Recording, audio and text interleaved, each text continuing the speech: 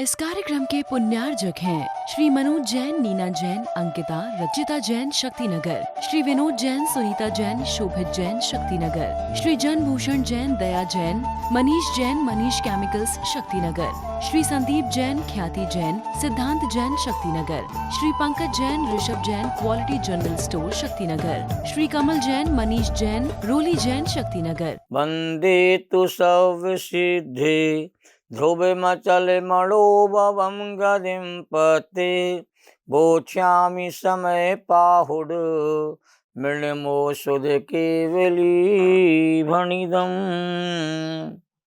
समय सार के रचयिता आचार्य कुंद देव को, समय सार ग्रंथ के टीकाकार आचार्य अमरचंद देव और आचार्य जयसेन स्वामी को नमन और वंदन। तीन लोक के सभी जीवात्माओं के शुद्ध चेतन स्वरूप को नमन और वंदन। समय सार की अद्भुत महिमा यहाँ गाई जा रही है।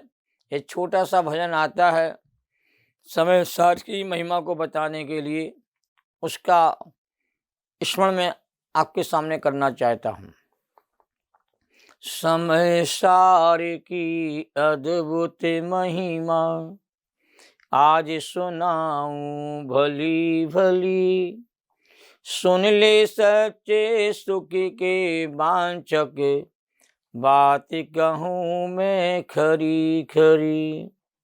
समय सार ही तीन लोक में सर्वोत्कृष्ट बताया है, सुखी हुए वे ही जिनने समय सार को ध्याया है।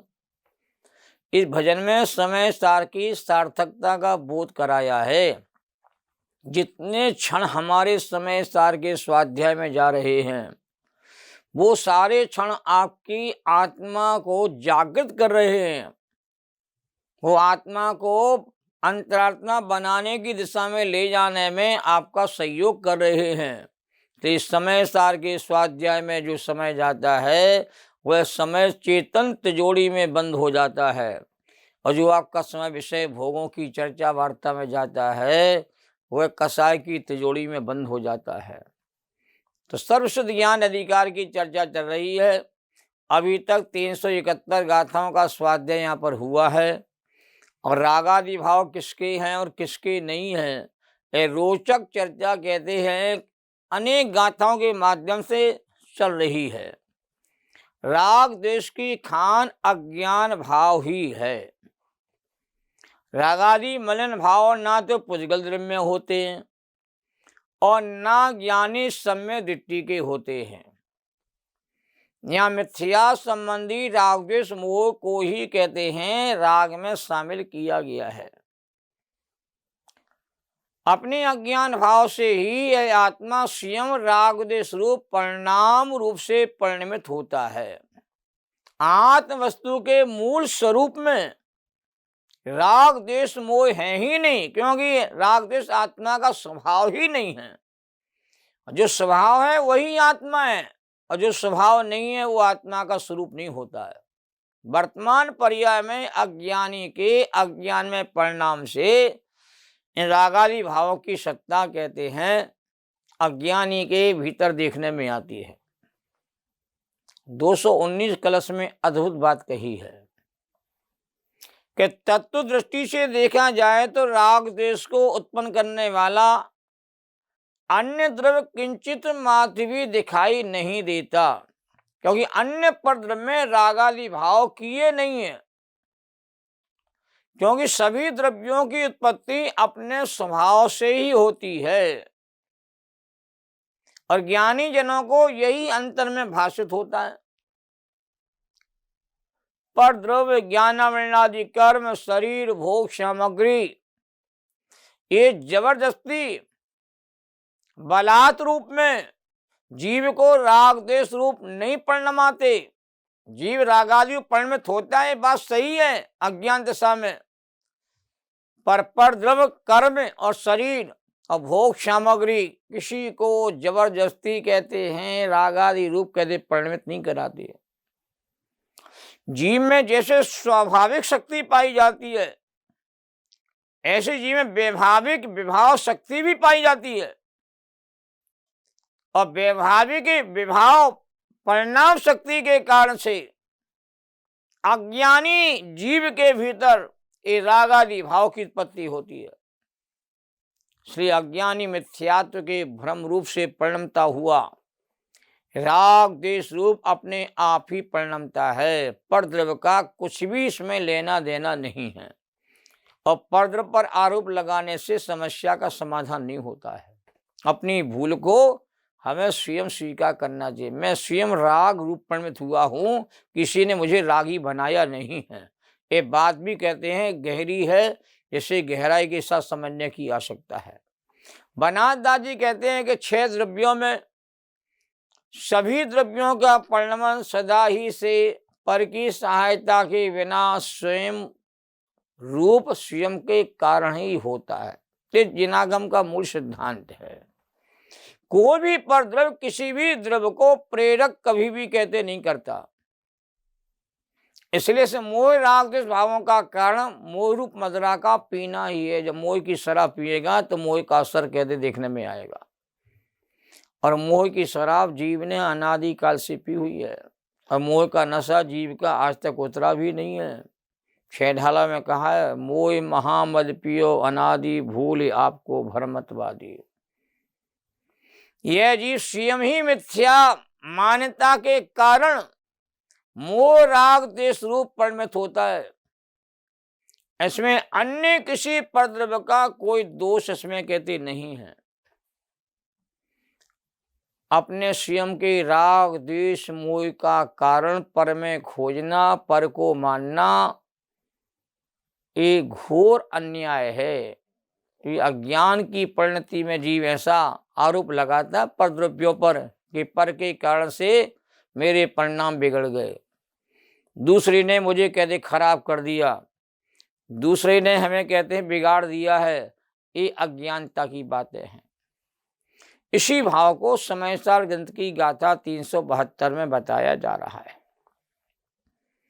कि परद्रव्य जीव में राग आदि उत्पन्न कहते नहीं करता। परद्रव्य तो जड़ है, अचेतन है, और जड़ अचेतन किसी में राग आदि भाव कैसे पैदा कर सकता है, इस बात को हमें समझने की आवश्यकता है। अब 372 नंबर की गाथा प्रारंभ करते हैं। अर्णदवीण अर्णदवीयस्य लोकीहृदय गुण पादो तम माधु सवदव्वा उपजंते सहावेण। अनुवाद देखिए। गुणोत्पादन द्रव्य का कोई अन्य द्रव्य नहीं करे, क्योंकि सब ही द्रव्य निज निज भाव से उत्पन्न हो। मूल अर्थ देखें गाथा का कि अन्य द्रव्य से अन्य द्रव्य के गुणों की उत्पत्ति कहते नहीं की जा सकती है। वे महान सिद्धांत है। इससे यह सिद्धांत प्रतिफलित होता है कि सर्वद्रव्य अपने अपने स्वभाव से उत्पन्न होते हैं।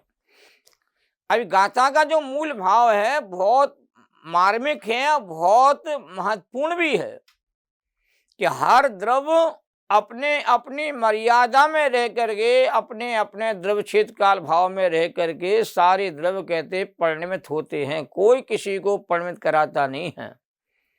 जो परिणमित कराने की जो प्रक्रिया निमित्त रूप में देखने में आती है, निमित्त संबंध के रूप में देखने में आती है, वो बात वास्तव में वस्तु स्वतंत्रता की दृष्टि से यथार्थ नहीं है। क्योंकि अन्य द्रव्य अन्य द्रव्य को नहीं करता, अन्य द्रव्य के गुण अन्य द्रव्य में प्रवेश नहीं करते। सारे गुण अपने गुण ही के भीतर ही पाए जाते हैं। गुणों का स्वामी कहते गुणी ही होता है। श्री गुण पर्यायों का जो समुदाय है उसको द्रव्य कहा गया है। रागादि भाव भी अपने उपादान रूप चेतन आत्मा के ही कहते कार्य हैं और चेतन रूप ही हैं। रागादि भाव पर रूप नहीं है, अचेतन रूप भी नहीं है और अचेतन कर्म रूप भी नहीं है और रागादि भाव निमित्त रूप भी नहीं है। ये टीकाकार ने टीका में लिखा है। तो रागादि भावों के होने में निमित्त रूप परद्रव्यों पर कोप करने का कोई फायदा नहीं है। अपनी भूल अपने भीतर ही देखना चाहिए। अपनी भूल दूसरों के भीतर देखोगे तो कभी भी भूल का सुधार परिमार्जन नहीं होता है। यदि मेरे चेहरे पर कालिमा है और दर्पण में दिखाई देती है, और दर्पण में यदि हम कालिमा को दूर करने का उपाय करते हैं तो कालिमा कभी चेहरे की दूर नहीं हो सकती है। तो परद्रव्यों पर कोप करने का कोई लाभ नहीं है, और परद्रव्यों पर आरोप प्रत्यारोप करने से भी रागादि दूर नहीं होते हैं। और अनादि से जीव पर पदार्थों पर ही कहते हैं, अपनी करनी का कहते हैं, दुष्परिणाम कहते हैं, लगाता रहता है। गलती हमारी है और दोष किसी को अन्य को बताता है। तात्पर्य यह है कि हम अपने सुख दुख के कारण पर में ना खोजें, अपने सुख दुख के कारण अपने में खोजें, अपनी मिथ्या मान्यता ठीक कर लें, और हम जिनेन्द्र देव के अनुसार अपना श्रद्धान सच्चा बना लें, तो रागादि विकारी भाव की उत्पत्ति ही कहते हैं आत्मा में रुक जाएगी और आत्मा ज्ञानी हो जाएगा। तो दोष अपने हैं तो अपने दोष को अपने भीतर से ही दूर करने का हमें उपाय करना पड़ेगा। अपनी गलती का यदि हम कहते हैं आरोप पर लगाएंगे तो गलती बनी रहेगी और गलती हमारी कभी छूटेगी नहीं। ये बात अलग है व्यवहार दृष्टि से कि जैसी संगति होती है वैसे तुम्हारे अंदर में परिणाम होने लगते हैं, पर वास्तव में देखा जाए अपनी यदि कमजोरी होती है तो दूसरे द्रव्य को हम आरोप लगा देते हैं। वो कमजोरी हमारी स्वयं की है, उसको दूर करने का उपाय स्वयं के भीतर करना ही सच्चा इलाज है। अब 220 और 221 कलश में भी यही बात कहते हैं, आचार्यों ने कही है। और आचार्य अमरचंद देव कहते हैं इस आत्मा में जो राग द्वेष रूप दोषों की उत्पत्ति होती है उसमें परद्रव्य का कोई दोष कहते नहीं है। गाथाओं में, टीकाओं में, कलश में, भावार्थ में, हर ग्रंथ में ये बात डंके की चोट कही जा रही है कि रागादि की उत्पत्ति में परद्रव्य का कोई दोष नहीं है, से परद्रव्य पर आरोप मत लगाओ। पर की गलती से मैं दुखी नहीं हूं, मैं अपनी भूल से ही कहते मैं दुखी हूं। स्तुति में पढ़ा है अपन लोगों ने, मैं भ्रमो अपने पो विसरिया अपनाए विधि फल पुण्य पाप। मैं स्वयं को भूल करके ही, अपने स्वरूप को भूल करके ही मैं कहते संसार में कहते हैं दुखी हो रहा हूं। तो मूल अपराध अज्ञान में परिणामी है। इस प्रकार विदित होने पर जब अज्ञान अस्त हो जावे तब तो फिर ज्ञान ही रह जाता है, और मैं ज्ञान ही हूँ, ज्ञान स्वरूपी हूँ, मैं ज्ञायक ही हूँ। ऐसी अनुभूति यदि निरंतर होती है तो रागादि भाव के होने का प्रश्न खड़ा नहीं होता है। जो अपने स्वभाव का स्मरण करता है, स्वभाव का ज्ञान श्रद्धान अनुभव करता है, तो रागादि भाव आत्मा में होते ही नहीं। 221 कलश में बेजोड़ बात कही आचार्यों ने।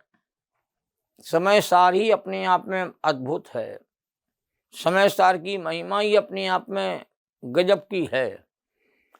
आचार्य ने वो अमृत परोसा हमारे सामने, जो आचार्य अमृत साक्षात भगवान की वाणी को सुन करके कहते हैं उन्हें प्राप्त हुआ था। साक्षात तीर्थंकर परमात्मा की बात को आचार्यों ने हमारे सामने पहुंचाया है, और पंचम काल के जीवों को कहते उत्कृष्ट बात, श्रीमंदर परमात्मा की बात हमें कहते हैं बताई जा रही है।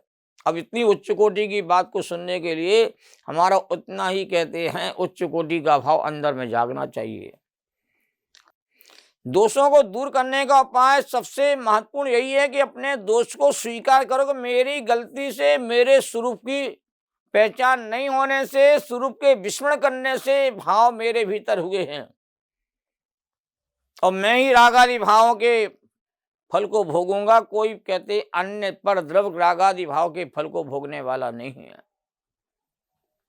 अब 373 और 374 गाथाओं में आचार्य देव कहते हैं कि पौद्गलिक शब्दों को सुनकर के रोष और तोष करना अज्ञान है। कभी हम पौद्गलिक शब्दों की प्रक्रिया को, वचनों को सुनकर के हम क्रोधित हो जाते हैं, दुखी हो जाते हैं। कई मीठे शब्दों को सुनकर के हमें प्रसन्नता होने लगती है, यह अज्ञान है। पौद्गलिक शब्दों कहते जड़ हैं, अचेतन हैं, उनमें वो शक्ति नहीं है कि वो आपको कहते हैं राग द्वेष पैदा कर सके। अब ये गजब की बात है, व्यवहारिक जीवन में इनको अपनाने की आवश्यकता है कि हमारे जितने भी जीवन में कलह होती है, अशांति होती है, झगड़े होते हैं, कसा चक्र काम करता है, वो पौधे शब्दों को सुन करके ही हम लोग कहते हैं कसा चक्र में प्रवेश कर जाते हैं। तो आचार्य समता भाव से हमें समझाना चाहते हैं, शांति से सुनो, धर्म की बात है। ये गाथाएं जो हैं ये आपकी आत्मा को जगाने के लिए हैं। गाथा 373 लिंदिदम संतुदि बैलानी पोगला परिणमंति बहुगाणी त्याई सुनी दूण रू सदी तू सदिया पड़ो अहम भड़ी दो। अनुवाद देखिए, ईश्वन निंदा रूप परिणति पुदिगलों को श्रवण कर मुझको कहे यह मान तो सरुरोष या ज्ञानी करे। अर्थ देखें, पौद्गलिक भाषा वर्णनाएं बहुत प्रकार से निंदा रूप, स्तुति रूप वचनों में परिणमित होती हैं। जितनी भाषा है वो पौद्गलिक है, सारे शब्द कहते पुद्गल में हैं। और पुद्गल वाले शब्द जो होते हैं निंदा रूप भी होते, स्तुति रूप भी होते हैं। उन्हें सुन करके अज्ञानी जीव ये वचन मुझसे कहे गए हैं, ऐसा मान करके वह